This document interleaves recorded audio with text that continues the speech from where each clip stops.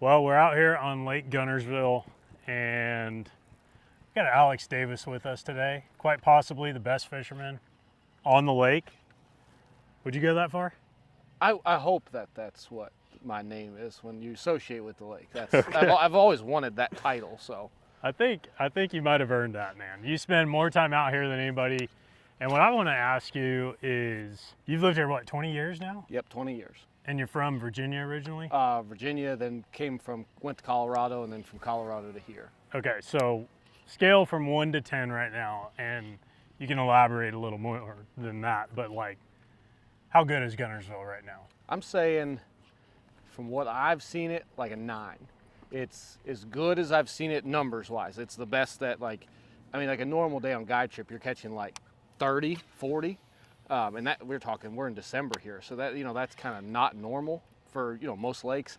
Size-wise, it's not what it was the year the Alabama rig came out, the year Elias won. That whole next year, the next 2 years, it was kind of stupid. Like, I've never seen so many big sacks get caught. Like 30 pounds was like, oh, you want a cookie? It was kind of crazy.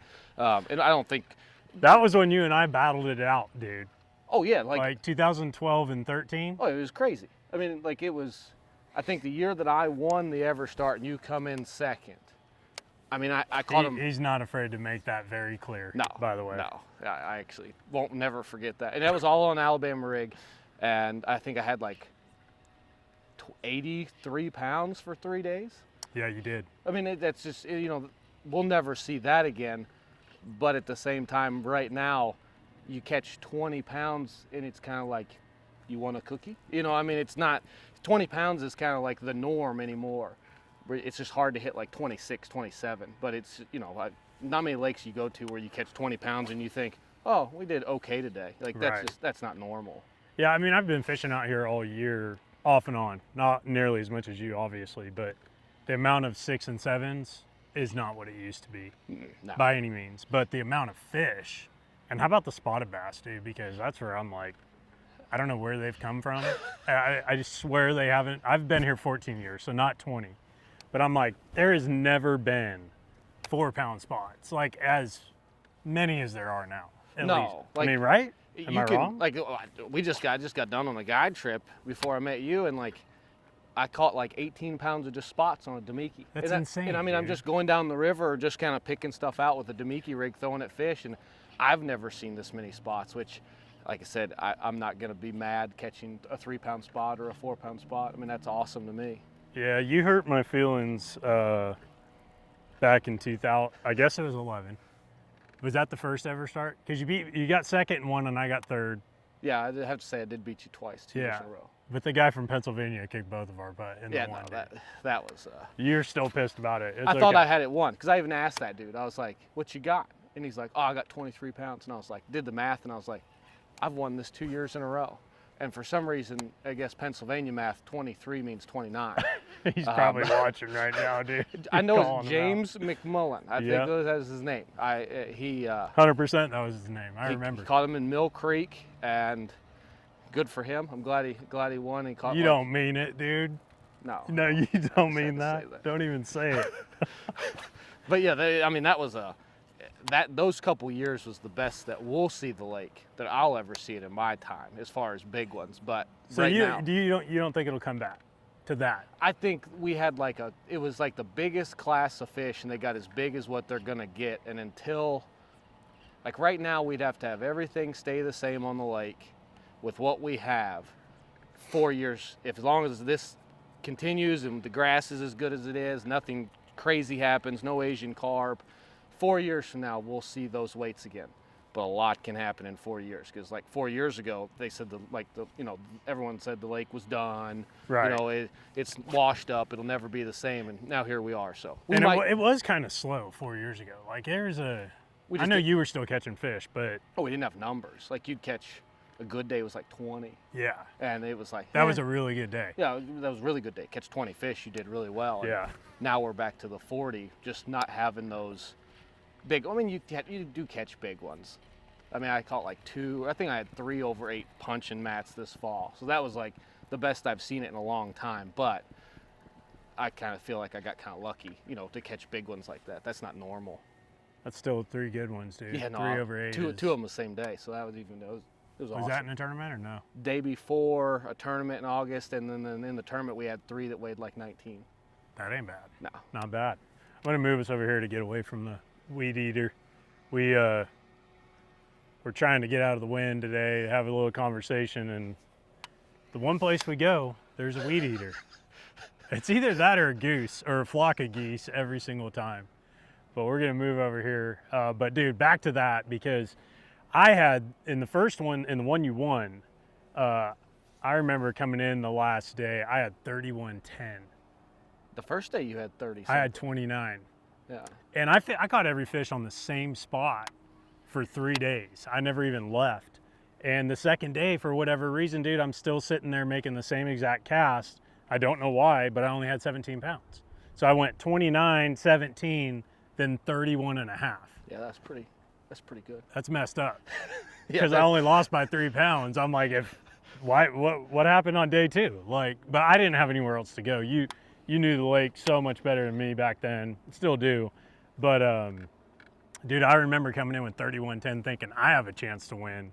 So I know the dude from Pennsylvania hurt your feelings, but Oh, no. you hurt mine a little bit too. But man, I mean, it's crazy to me how many you're catching right now, like in the fall. Because I remember a couple falls ago coming out here, like people were like, oh, you fish Gunnersville all the time? I'm like, no, in the off season, I'm not like, I mean, we went frog fishing one time. We had like 7 or 8 bites in a day, maybe 9, but it wasn't like good. No. So I didn't like come home and be like, oh, I got to go fishing on Gunnersville. You know, I got to get out there, because fishing was kind of tough. But now it's like, I mean, I can go out there and catch 20, 30, 35 fish in a day. Well, see, I was like used to go to Smith. That was my thing. Right. Because Gunnersville got so bad in the fall, I just pretty much made it where come October, I just would start going to Smith every day. Right. And Smith's still really, really good, but you don't have to go to Smith if you want to catch fish now. Like before, I pretty much went to Smith just because I couldn't catch them here. Like, you know, you kind of get sick of going and catching 7.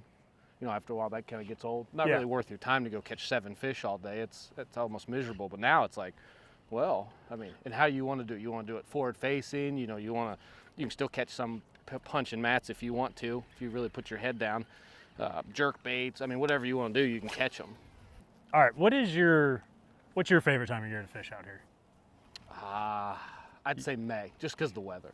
You do like May. Yeah, you don't have, Everybody likes May. yeah, you don't have to I was worry. expecting you to say something else. No, you don't have to worry. I mean, not for fishing. If I'm actually want to fish, my favorite time's Yeah, I'm not talking about the weather, Well, dude. I like Everybody knows May is nice. Like, end of January, February is my favorite time to fish here. that is your favorite time. Yeah, it's the one time I think you have a chance to catch like a 10. You know, it's Okay. a true 10-pounder.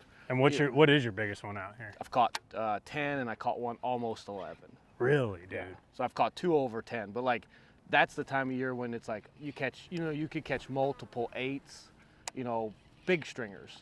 You know, that's when you're going to catch 30. You can catch 30 throughout the year anytime. I mean, Wheeler proved that in June, which I didn't think was going to be possible. Right. But like that's the time of year when it's like, oh no, you know, you catch 30 pounds on a jerkbait, you can catch 30 pounds on a rattle trap. Like that's the time they're the fattest. They look like freaks.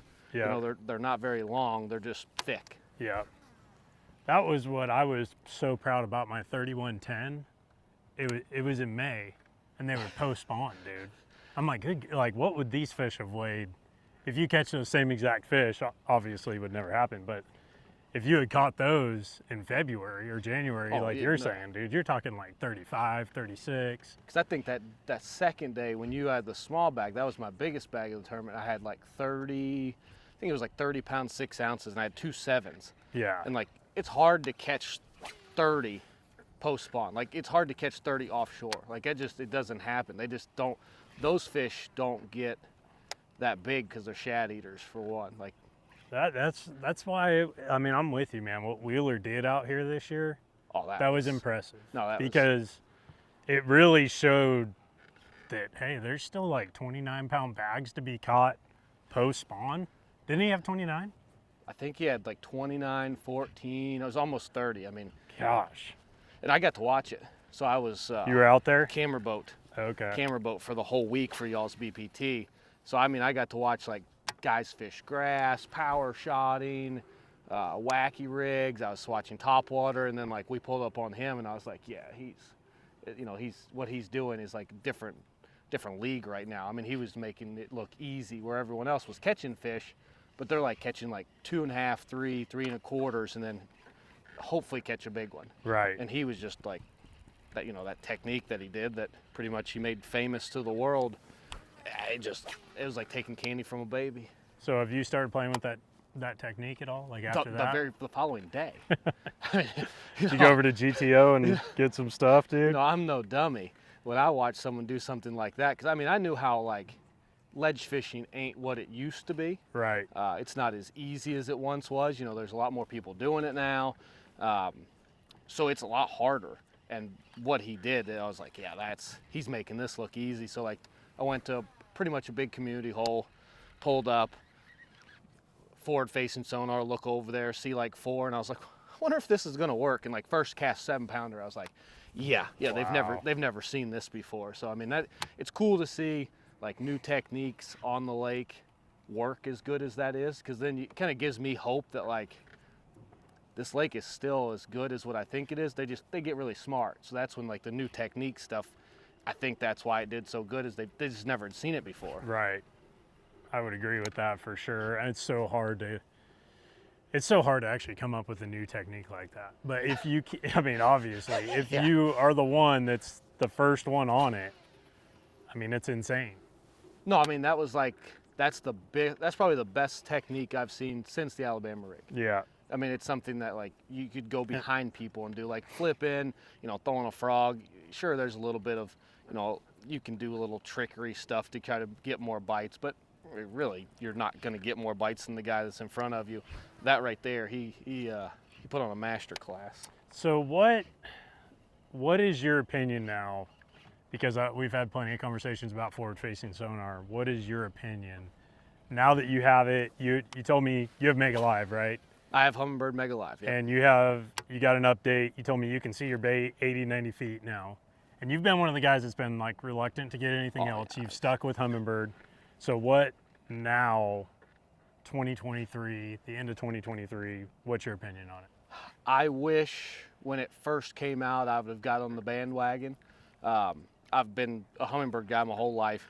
It's not that I'm sponsored by them, and I'm not switching because I have that loyalty. I was a Humminbird guy, and I didn't see the need, being from Gunnersville, to think, oh, let me go buy, get me a Garmin or get me a Lowrance Active Target 2 and do that. I just thought, nah, you don't need it. Now I had Mega Live. They come up with an update. The update is very, very good. I can see my bait, 80, 90 foot. And I think what you can learn about fish is like the craziest thing for me. Like, I didn't realize how many fish live on the edge of the river channel in like 30 foot until you're just driving down the river channel, and it's like, well, what are those? Like, and then you pitch over there, and it's like, oh, it's bass. Yeah. I mean, that's where to me, even if you don't like it, I was against it. I'd be the first one to admit I was anti-forward facing, but just what you can learn about like fish and how they position and how they act to things, and some days they just chase and other days they just commit to it, and you can like switch up lures, and it's forward facing. It's your eyes under the water now that you never knew you wanted, but now you got. Yeah, dude. I would say the one thing that I learned, that at least for Lake Guntersville, that forward facing taught me is like, I always knew there was a lot of fish in here, but I never knew there was like millions of fish in here. And I don't know. I'm sure we could find a study that actually talks about like how many fish per acre are in this lake. But dude, if you put the trolling motor down, Oh, you're seeing something. you're gonna see something on this lake. Like my thing lately has been, come out here. I'm trying to get better with forward facing sonar. So like, I just come out here and I get on a point or on a grass line and I just go. I just put the trolling motor down and go. And I'm like, I catch fish almost everywhere I go. Yep. Like, it's insane. Now some of them might be small. And if you talk to Alex, sometimes he'll say he caught 45 fish, but if you go fishing with him, he counts every fish. Well, So, why not? It's a fish. he I'm not counts going to every not fish. count one. But dude, sometimes they might be small, but other times it's like, okay, I just caught like 7 3-pounders to 4-pounders in a row, and I would have never fished here, but I just kind of kept going because I see something here. I got one right there. Look at him. Look at him. I mean, we're just out here just throwing around. We don't even know what we're doing right now, and I catch one. So many fish are in this lake, but it kind of proves my point, dude. Like, you can just go anywhere right now and catch a bass. And not like, to me, that's a small one, but that's a good one. Like, Dude, if you go to other lakes, you go to other places, like Yeah. you know, you're praying. I won't hook you, I promise. You're praying for that. No, trust me, dude. Like, I appreciate this lake. I've lived here 14 years now. And I appreciate this lake more than ever because, let me get the pliers. You take over for a sec. But I appreciate this lake more than ever because I realize how good it actually is.